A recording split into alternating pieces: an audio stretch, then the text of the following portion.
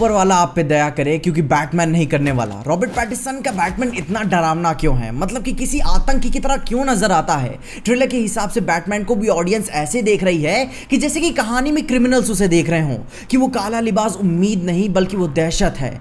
कि I swear कि रात के 2 बजे तुम नहीं चाहोगे कि वो तुम्हारे सामने आ जाए। वो है ही इतना डरावना। कहानी में अल्फ्रेड, सेलिना, पेंगुइन, रिडलर सबके सब उसे कुछ ना कुछ समझाना चाहते हैं, मगर फिर भी वो अपने इरादों से नहीं हिलता। अल्फ्रेड से तो कहता भी है कि I don't care what happens to me, और फिर उसके अगले ही सीन में गोलियों की बारिश में से गुजर जाता है कि जैसे कि उसके पास खून तक बहाने का टाइम ना हो। और ये कहानी में दिखाया भी जा रहा है कि बैटमैन का नकाब ब्रूस को कहां पे ले आएगा। जो लोग कॉमिक्स रेगुलरली पढ़ते होंगे उन्हें ये ब्रूस के बारे में पता ही होगा कि वो कितनी बार अपने आप को बैटमैन में खो चुका है, जो कहानी में सेंस भी बनाता है कि वो अपने बैटमैन के इतने अर्ली करियर में उसने अभी तक अपने वर्क लाइफ का बैलेंस नहीं बनाया है, जो कि इसके कैरेक्टर आर्क के लिए सही भी साबित होगा।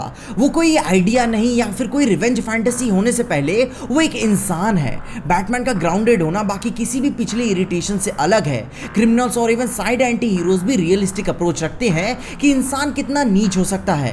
बैटमैन का सेंट्रल कैरेक्टर दूर से ही एक एग्जिस्टेंशियल थ्रेटनिंग फिगर की तरह नजर आता है कि वो बिना किसी दया के अपना यूनिसेक्स का जस्टिस दिखाएगा और दुश्मन के लिए अपनी पूरी जिंदगी बर्बाद करके रख देगा। बैटमैन को इस तरीके से देखना कि वो सीरियल किलर्स, रिडलर्स, गैंग्स के लिए इतना ज्यादा ऑब्सेस्ड रहेगा और अपने ट्रू डिटेक्टिव इंस्टिंक्ट्स का इस्तेमाल करेगा, जो कि सबको मजा भी नहीं देने वाला। हो सकता है कि जिस तरह से ये अपने आप को शुरू करे वैसे एंड भी ना हो, मगर ये चीज तो श्योर है कि अभी तक का सबसे डार्केस्ट बैटमैन होने वाला है।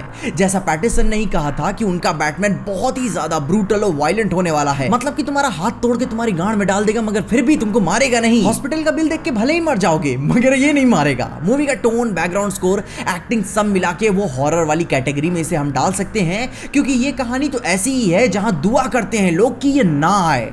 ये इतना डार्क, इतना ग्राफिक, वो भी इतना ज्यादा इंटेंस एटमॉस्फेयर रखता है कि फील आती है कि ये बैटमैन चीर के रख देगा, क्योंकि इतना पैसा, पावर, रुतबा होने के बावजूद भी ये स्ट्रगल कर रहा है। नहीं, मतलब कि ये भी छोटा वर्ड होगा, मतलब कि वो सफर कर रहा है, क्योंकि एक महान हीरो को एक महान विलन बनाता है।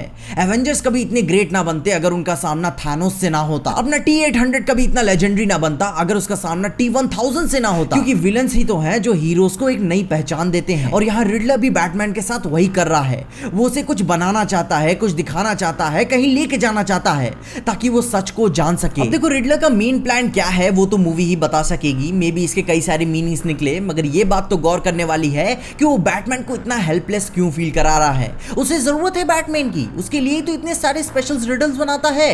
क्या वो उससे कुछ करवाना चाहता है या फिर उसे कुछ बताना चाहता है? क्योंकि बस कुछ ही ऐसे बंदे हैं जो बैटमैन से नहीं डरते हैं, और उनमें से एक रिडलर भी आता है। उसे हमेशा ही कुछ ना कुछ ऐसा पता रहता है जिसकी वजह से उसकी जरूरत तो पड़ ही जाती है। और ये कहानी इसीलिए बैटमैन के लिए स्पेशल है। उसे अपने 2 साल के एक्सपीरियंस में पता चलेगा कि गॉथम को बचाने के लिए उसे ब्रूस की भी जरूरत है, मगर क्या करे, कुछ लोग होते ही है जिद्दी, और उन्हीं के लिए बैटमैन है। लोगों को अंधेरों के मॉन्स्टर से डर लगता है, और उनके लिए अंधेरे में रहने वाला बैटमैन एक भूत है जिसे कोई नहीं जानता कि उसका असली खौफ कितना सच है। सवाल जरूर खड़े होते हैं मगर कोई रूबरू नहीं होना चाहता। इसके अलावा तुम्हारे क्या ओपिनियन है? तुमको कितना डार्क बैटमैन पसंद है उसके बारे में मुझे कमेंट्स में जरूर बताओ, और तुम इस मूवी के बारे में क्या सोचते हो वो भी बताना। इसके अलावा अगर आपको इस वीडियो में देख के कहीं भी अच्छा लगा, खुशी या मजा आया तो लाइक मार दो इस वीडियो को। इस चैनल पे कहीं से भी नए आ गए हो तो सब्सक्राइब तो मार देना इस चैनल को। अगर वीडियो कुछ ज्यादा ही पसंद आ गई तो अपने दोस्तों शेयर कर देना। मेरे इंस्टाग्राम और ट्विटर हैंडल के साथ आपको नीचे डिस्क्रिप्शन में मेरे फेसबुक पेज की भी लिंक मिल जाएगी, जहां पे मैं यही सारी वीडियोस बहुत ही प्लीजिंग तरीके से एडिट करके